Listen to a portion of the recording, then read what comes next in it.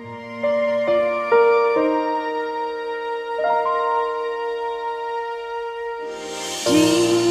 Saint Joseph, build me a home made out of love and faith, not of stones, with rooms for Jesus and Mary to stay.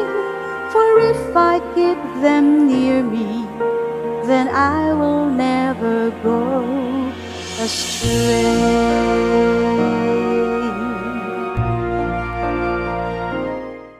Ania kita karon sa siyam kaadlaw nga naguluhan the noble offspring of David nga mao si San Jose, si Saint Joseph, nga siya ang halangdong anak o sumusunod sa linya ni Haring David. Sa panagna sa mga kadaghang mga propeta nga ang atong mangluluwas naa nagagikan sa kaliwat ni Haring David, mao nga gipili si San Jose nga mahimong foster father of Jesus Christ. Ug atong hinduman nga gani ang atong mahal nga Maria, si Mother Mary, naapod siya sa mga descendant ni Haring David. Apan sa panahon ni adto ang pangalan samahan didto kuhaon ang pangalan sa anak nga magsunod diha sa legal rights sa panahon nila ni Jesus. Now, doon na siya katungod na siya matawag nga descendant of King David. Dako kayo sa kaysaysayan sa atong kaluwasan ang kaminyoon ni Jose ug ni Maria nga si Jesus naagayod sa linya ni Haring David. Ug ang kinaiya sa maong bata nga atong manluluwas nakuha diha sa iyang ginikanan labi na gayud diha ni San Jose. Mao na nga kita usab pinaagi sa atong bunyag nahimo kitang linya sa balaang banay nga kitukod sa atong Ginoo, the Holy Family. Kay gani dili lang kita nabilong sa balaang banay kundi sa atong bunyag na dawat nato nga nahimo kitang templo sa Espiritu Santo, nahimo kitang adopted sons of daughters of God, ug nahimo kitang usa sa sumusunod sa gingharian nga giandam sa atong langitong Amahan.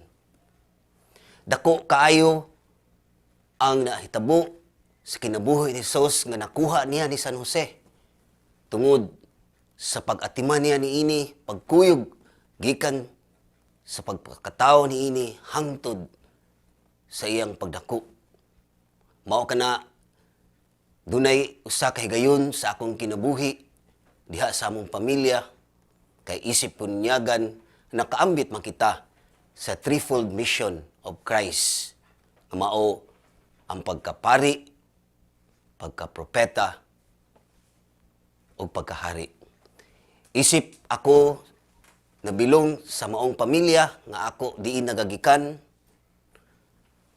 kay ang pamilya mao may una or the first field mission sa atong kinabuhi. Dunay usa ka higayon nga dakong away sa akong sister-in-law ug sa akong brother nga nakadesisyon sila nga magbulag sa dihang natulog ang ilang anak. Ug sa dihang midesisyon ang asawa nga iyarang ibilin kay gipugnan man ang anak basta kay magbulag gid sila. Apan na timing nga diha akong higayuna, ako gipugnan ang akong sister-in-law.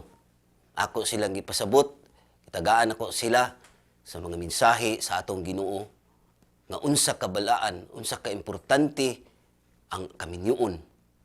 Akong gipasabot nga makahatag ko sa inyong anak sa pag-eskwela niini ug uban pa niya mga panginahanglan apan dili makalabaw ang mahatag sa presensya, samahan ug sa inahan nga magkuyog sa pagtubo sa mga bata.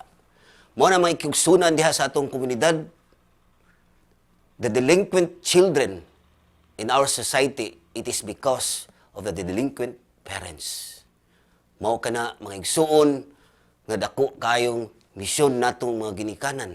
Kay nakuha kaninato sa atong bunyag ang kita maampuon nga mahimo kitang pareanong katilingban o kita propitanhong katilingban nga kita mo pasangyaw, mo paambit sa pulong labi na ngadto sa atong mga kabataan.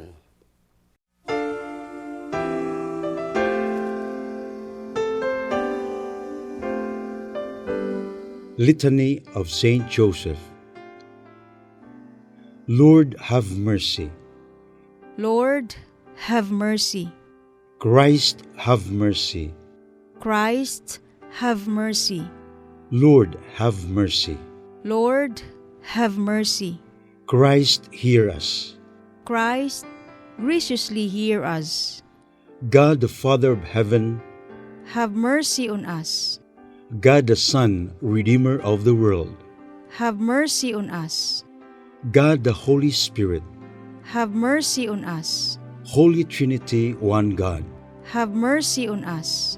Holy Mary, Pray for us. Saint Joseph, Pray for us. noble offspring of David, Pray for us. light of patriarchs, Pray for us. spouse of the Mother of God, Pray for us. chaste guardian of the Virgin, Pray for us. foster father of the Son of God, Pray for us. zealous defender of Christ, Pray for us. head of the Holy Family, Pray for us. Joseph most just, Pray for us. Joseph most chaste, Pray for us. Joseph most prudent, Pray for us. Joseph most courageous, Pray for us. Joseph most obedient, Pray for us. Joseph most faithful, Pray for us. mirror of patience, Pray for us.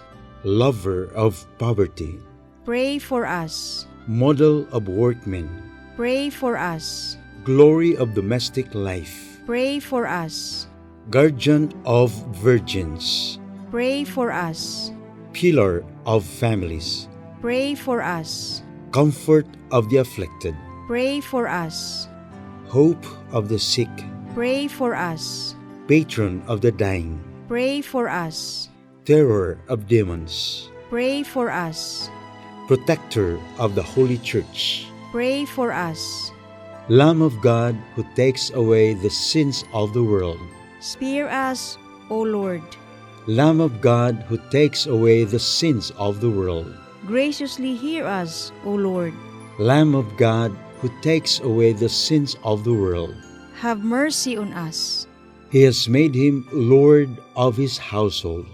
and prince over all his possessions. Let us pray. O God, who in your loving providence chose Blessed Joseph to be the spouse of your most holy mother, grant us the favor of having him for our intercessor in heaven, whom on earth we venerate as our protector. You who live and reign forever and ever. Amen.